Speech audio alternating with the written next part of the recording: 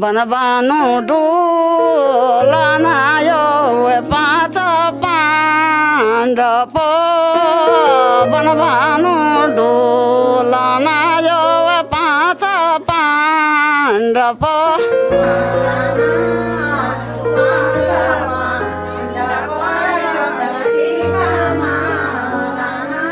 कुन्योती मांगल यो कुसाका सुनल कुन्योती मांगल यो कुसाका सुनल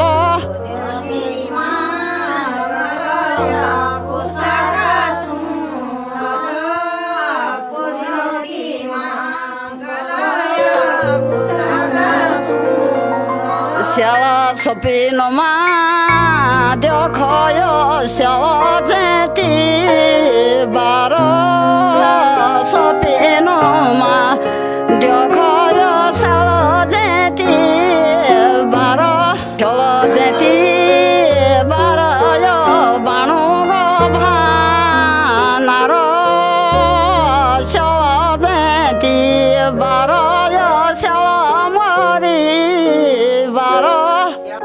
ताउन्ती माता यो छोडेनी ने तर सताउन्ती माता यो छोडेनी ने तर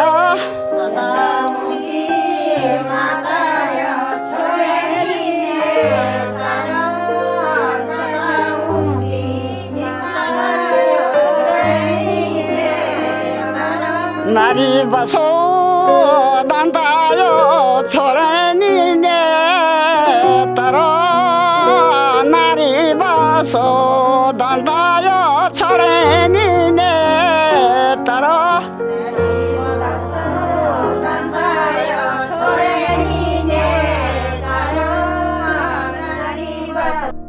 हिमालयन हाईवेज एक बार फिर आपका स्वागत करता है। आज हम आपको दिखाने जा रहे हैं चमोली जनपद के हसकोटी गांव का अतीत से वर्तमान तक का सफर। थराली तहसील के नारायणबगड़ विकासखंड में स्थित हसकोटी गांव को गटनी घाटी का प्रवेश द्वार भी कहा जा सकता है। ऊंचाई पर स्थित होने के चलते हसकोटी गांव से नारायणबगड़ विकासखंड के 1 दर्जन से अधिक गांव नजर आते हैं। पारंपरिक पहाड़ी संस्कृति और आधुनिकता के साथ हसकोटी गांव आज भी अपनी विरासत को सहेजे हुए है। आज के इस एपिसोड में हम आपके लिए लेकर आए हैं हसकोटी का प्राचीन जलकुंड, ऐतिहासिक राजराजेश्वरी मंदिर, पारंपरिक जागर और वर्तमान जीवन शैली। तिजो चौथो मासयो माथि नाग भो तिजो चौथो मासयो माथि नाग भौ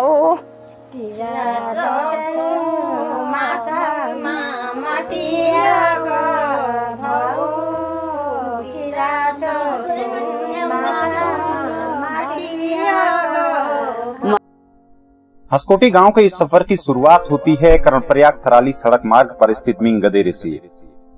स्थानीय संपर्क मार्ग के जरिए यहां से हसकोटी पहुंचना आसान हुआ है, लेकिन पहाड़ों में भूस्खलन और बरसात के मौसम में यहां सड़क मार्ग अवरुद्ध होना सामान्य है। हमारे इस सफर की शुरुआत भी सड़क मार्ग अवरुद्ध होने से हुई, जिसके बाद हमने स्थानीय मौजूद विकल्पों की मदद से सफर जारी रखा। ऊंचाई पर स्थित हसकोटी गांव में कृषि और पशुपालन मुख्य व्यवसाय है। गांव में अलग अलग जातियों के लगभग 100 परिवार हैं। गांव के इतिहास की पुष्ट जानकारी तो नहीं है, लेकिन कुछ स्थानीय लोगों ने अपने अतीत से जुड़ी बातें जरूर याद दिलाई। उस पौराणिक गांव के होने के पीछे इसको एक नाम दिया जा सकता है कि हंसकोटी, मतलब करोड़ों हंसों के समान जिस गांव को कहा गया है, तो उसकी कोई पौराणिक जबरदस्त मान्यता रही होगी। कोटि कोटि का मतलब करोड़ों होता है, और हंस का मतलब हंस और करोड़ों हंस। तो चाहे वो आप उसको मानवता के रूप में ले लीजिए, अच्छे लोग, हंस को अच्छे स्वरूप में भी जाना जाता है, या जानकारी के स्वरूप में भी जाना जाता है, या न्याय के स्वरूप में भी जाना जाता है, जो दूध का दूध और पानी का पानी कर देता है। तो हंस कोटि का मतलब ये भी हो सकता है।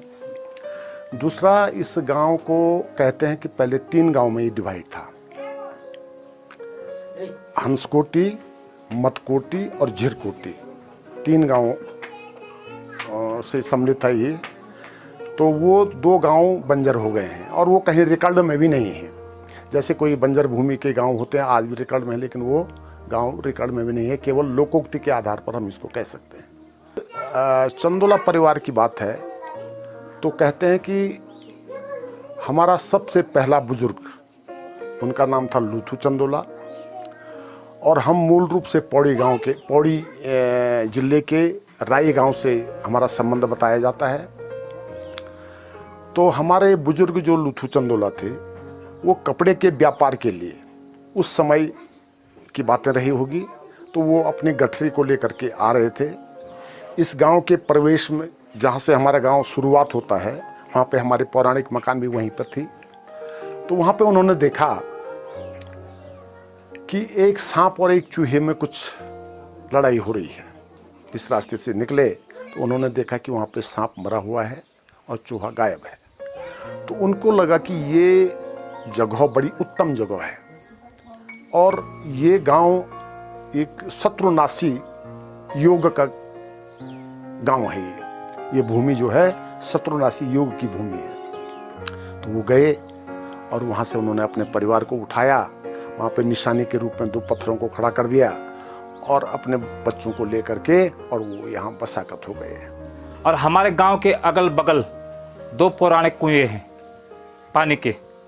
कहते हैं कि वो आदि गुरु शंकराचार्य के ज़माने में एक कुआं बना था, आप लोग उसको देख सकते हैं, गए भी था आप उधर, तो बड़ा अच्छा कुआं है। तो वहाँ पर का पानी न कम होता है और न ज़्यादा होता है। और एक कुआं हमारे गांव के इधर है, तो बहुत ठंडा पानी रहता है वहाँ पे। पहले ज़माने में गर्मी के टाइम पे हम वहाँ पर ठंडा पानी लाते थे, और आज फ्रिज भी उसके मुकाबले नहीं कर सकता, उस पानी का मुकाबला। और बाकी ऊपर हमारे भूमियाल देवता का मंदिर है। गांव के शुरुआत में मालेश्वर महादेव का मंदिर है। गांव के बीच में माँ भगवती राजराजेश्वरी का मंदिर है। शाम सुबह नियमानुसार हम लोग कभी कभी वहाँ पर पूजा करते हैं।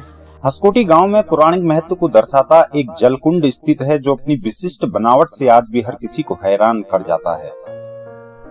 प्राचीन शिलापटों को तराशने और उन पर नक्काशी करने के बाद इस जलकुंड का निर्माण किया गया है। जलकुंड की दीवारों पर जहां हिंदू देवी देवताओं की मूर्तियां स्थापित की गई हैं, वहीं इसके गुंबद पर अंदर की तरफ खास किस्म के रंग से सजावट हुई है। प्राचीन समय में यही जलकुंड गांव में रह रहे परिवारों के पेयजल का स्रोत हुआ करता था। ये कुआं काफी पौराणिक कुआं है। इसकी मान्यता के अनुसार हमारे बुजुर्ग कहते थे कि ये शंकराचार्य जी के समय में जब उनका भ्रमण उत्तराखंड में हुआ था, तो उस समय इसका निर्माण किया गया है। ये गांव बहुत पुराना होगा, इसलिए ये कुआं भी उस जमाने का रहा होगा और उसकी आवश्यकता पड़ी होगी। लेकिन इसकी विशिष्टता ये है कि ये कुआं आम कुएं की तरह नहीं है। ये कुआं तरासे गए पत्थरों से एक पानी का बर्तन बनाया गया है, जो कि जीता जागता आपके सामने है। आगे से इसका मुख्य द्वार बनाया गया है, जो शिलाओं से, गोल शिलाओं से उसका बेस बनाया गया है। और उसी पे आप देखेंगे कि संगल टाइप की कुछ आकृति बनी हुई है। आप अंदर जाएंगे तो अंदर आप देखेंगे कि द्वारपाल के रूप में 2 आकृति बनी हुई है। फिर उसी के सामने तरासे गए पत्थरों से उसको जोड़ा गया है। नीचे लगभग 1 मीटर की गहराई में कुएं का जो मुख्य पत्थर है, नीचे पटाल के रूप में हम उसको कहते हैं, वो बिछाया गया है। और फिर सीढ़ीनुमा आकार दिया गया है उसको तरासे गए पत्थरों से। जहाँ जहाँ से पानी निकलता उसको छिद्र छोड़े गए हैं। फिर आप इसको अंदर देखेंगे, ऊपर की इसकी गोलाई, नीचे ये चौकोर हिस्से में है और ऊपर इसको तरासा गया है किस तरह से, गोल पत्थरों से, और इसको एक वृत्ताकार रूप दिया गया है। वृत्त का आकार दिया गया है, जो कि अपने आप में एक विशिष्ट धरोहर है। हसकोटी गांव में प्राचीन राजराजेश्वरी मंदिर है। साथ ही यहाँ ससुराल से मायके जाती इष्ट देवी नंदा की डोली भी हर दूसरे साल ठहरती है। प्राचीन रीति रिवाजों के साथ हसकोटी गांव में पहाड़ी संस्कृति भी अन्य गांवों की तरह है, बस अंदाज और उल्लास इसे अलग बना जाता है। सगियो गगरी गाड़लो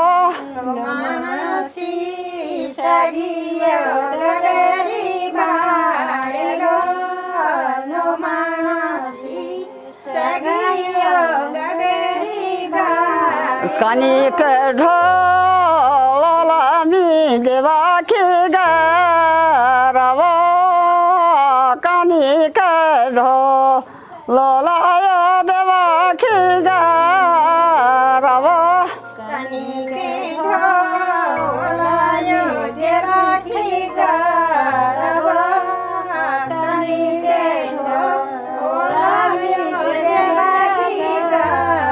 जबूली दे बाखियो जमुनी गा छलो जबूली दे बाखियो जमुनी गा छलो जबूली दे बाखियो जमुनी गा छलो जबूली दे बाखियो जमुनी गा छलो जमो नो भारा सचिक गे गरी तू जला भारी लरी वसी सागा गरी तू जला भारी लरी वसी सागा। रोजगार और बुनियादी सुविधाओं का अभाव यहाँ भी नजर आता है। उच्च शिक्षा के लिए इंटर कॉलेज की स्थापना इस गांव में हुई है, लेकिन बेहतर शिक्षा के लिए कई परिवार अपने बच्चों को शहरों में पढ़ाना पसंद करते हैं। गांव में कृषि की अपार संभावनाएं हैं और युवा रोजगार के साधन के तौर पर कृषि को अपना सकते हैं, लेकिन यहाँ सवाल सिंचाई व्यवस्था को लेकर खड़ा हो जाता है। यहाँ पे तो काफ़ी चीज़ें हैं पर्यटन की दृष्टि से, या कई चीज़ें जैसे कृषि भूमि कहीं मतलब कर सकते हैं हम अपने इसको आजीविका को बढ़ाने के लिए कई चीज़ें उपलब्ध हैं, पर संसाधन नहीं है उस प्रकार के कि हम कर सकते हैं उन चीज़ों को। संसाधन की वो है ना थोड़ा कभी करने की आवश्यकता है। कई आदमी यहाँ पे कहीं खाली भी है, यहाँ खेत बंजर पड़े हैं, इन खेतों में हो सकता है अगर हमें सरकार कुछ सुविधा दे तो काफ़ी सिंचाई वगैरह की सुविधा है, पानी की सुविधा है, ये चीज़ें मिल जाए तो पूर्ति हो जाए तो हो सकता है यहाँ पे हर चीज़ उपलब्ध। हसकोटी गांव के इस खास एपिसोड में आज इतना ही। आपको हमारा यह एपिसोड कैसा लगा कृपया कमेंट कर जरूर बताएं।